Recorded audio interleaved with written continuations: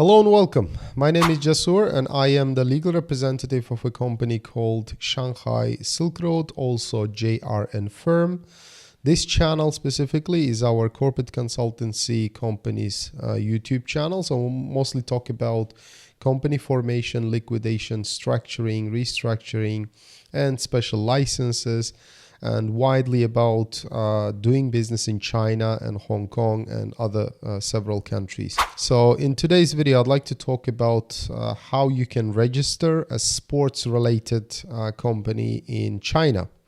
For example, it can be a gym, it can be sports academy, for example, basketball, football, tennis, or let's say soccer, very common here, or it can be gym, for example. So how to register this type of company? Or also yoga studio. A lot of questions come from India related to that. So how you can register these types of companies? Usually the process to register a company in China more or less is the same. Only minor differences depending on the type of company. So in this instance as well, there's a minor difference. So what is that difference?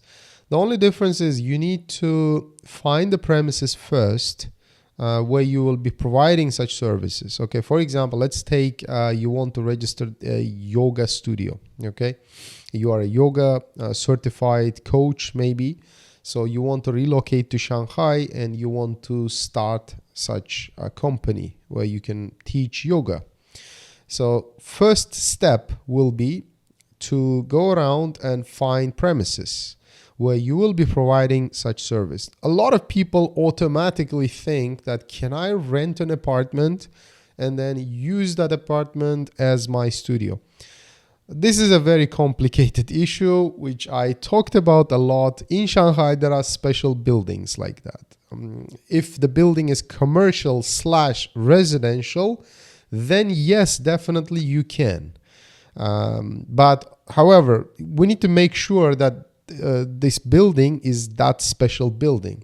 How do you find out? It's usually mentioned in buildings like ownership documents. So for example, you go to that building and on the first floor, these are the signs actually what to pay attention to. On the first floor, you see a lot of shops, a lot of offices maybe. Then most likely this building is that special building, commercial / residential. So if you rent a place in such a building, you can live in it, you can rent as your living place, and also at the same time, you can register your company in that special building. So that answers the question, I think. And if the building is not that kind of special building, obviously, you need to find a place in a commercial building. Okay, it can be a first floor, second floor, 10th floor, it doesn't really matter. Size does not matter as well for this question. So it can be any like reasonable size, for example, minimum like 40 square meters is the most common one. So you can rent this place first, okay, on your name.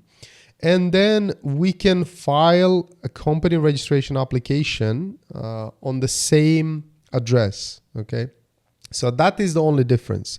The difference from registering a trading company and consulting company. For trading and consulting, we can provide a registered address, okay? It belongs to an economic zone in Shanghai, and we just register the company there because premises is not required for trading and consulting types of companies. However, for sports, you will be physically providing this type of like training, right? So for that reason, government requires you to find a place and then register the company in that premises. It cannot be registered elsewhere. It has to be registered in that premises. After that, the rest of the process is the same. We wait for the business license. Once the business license is obtained, we're going to open a bank account, register the company with tax department, and that's it.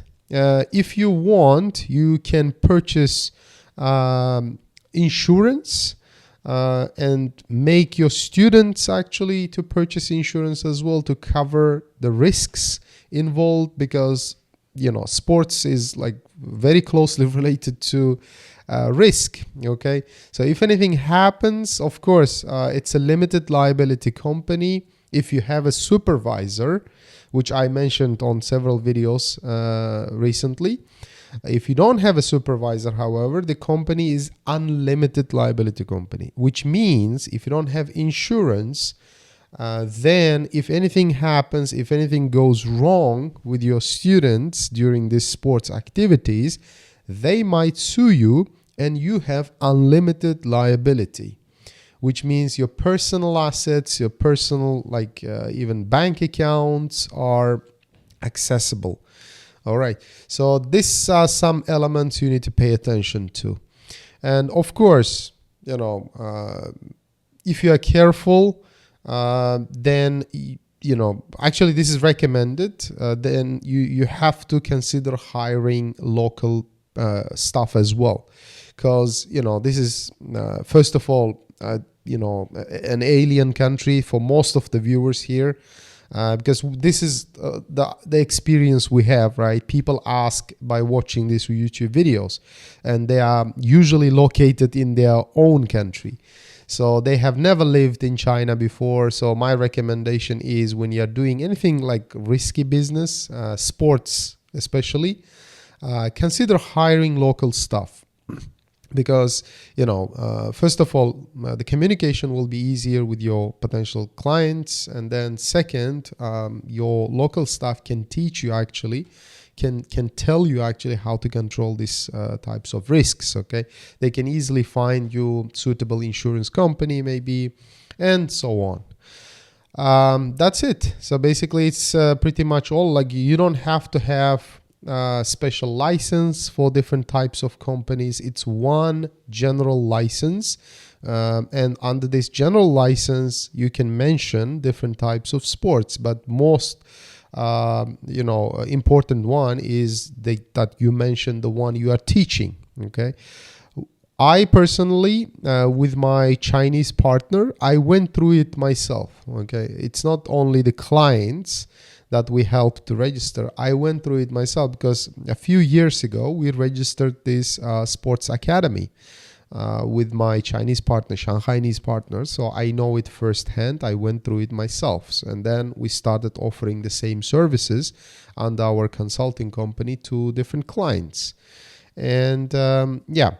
So another thing people ask us is, how can I then relocate after I register my company?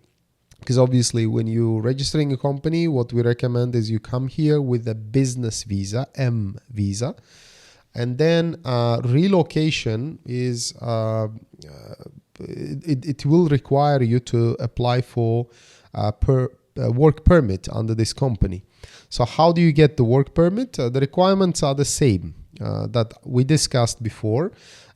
If we repeat them one by one again, so minimum then bachelor's degree, academic degree, and degree can be in anything as long as the university is recognized. It has to be bachelor's degree. Then 2 years related work experience. So for example, in this specific scenario, your experience should be closely related, like 100% should match. You cannot be like a chef in your own country and then apply for work permit as a yoga teacher to Shanghai. That would be ridiculous, and most likely you will get refused, okay, denied for your work permit. So you have to provide 2 years work experience either before or after your education, bachelor's degree, as a yoga teacher or as yoga, I don't know, instructor. And then that's, you know, tick that box, so you qualify. And also you have to provide this non-criminal background check from the country of citizenship. And this is also something I need to talk about. A lot of people ask me, like, I live in Dubai, I'm a permanent resident in Dubai, or I'm a permanent resident in Italy. But obviously you don't have the citizenship there. So being a permanent resident is one thing, but you're not a citizen there. Even if you've been living there for 10 years, and then you hold a passport of another country, according to Chinese immigration requirements, you need to provide non-criminal background check from the country of citizenship. So it's very important. I keep repeating this. I keep telling this to all of these people who ask this question. So once again, even if you've been living in Dubai, please contact your embassy there and try to get non-criminal background check from your country. And then just like your diploma, this non-criminal background check must be apostilled and translated into Chinese. So beside that, of course, the premises we mentioned in Shanghai, that in which you will be providing this yoga training or other types of sports, and living place. For both, like premises and the apartment, you need to provide rental agreement. And if the building is special, as we discussed before, you can combine these two into one. You can have the premises on the first floor. On the second floor, you can have your, bedroom. Okay, if the building is that kind of commercial and a residential place. Beside that, last thing is you need to go through medical check. In Shanghai, there are designated hospitals. So once you get that certificate, attached with the company's full set of documents, you can apply for work permit and then relocate here, and you can start teaching this yoga thing. Okay, so with that, I think this covers everything, all the important points. You can leave your questions in the comment section below, or feel free to email. And again, I would like to repeat this: if you would like to call, discuss directly, talk to me, please book a call. Okay, there's a section on our website. It's appointments, JRN firm, appointment.com, appointments. You can see it on the screen actually. So this is where you can book a consultation with me. Okay, feel free to send an email. Send your questions in the comments. I'll do my best to answer all of them one by one. Thanks for watching. See you guys in the next one.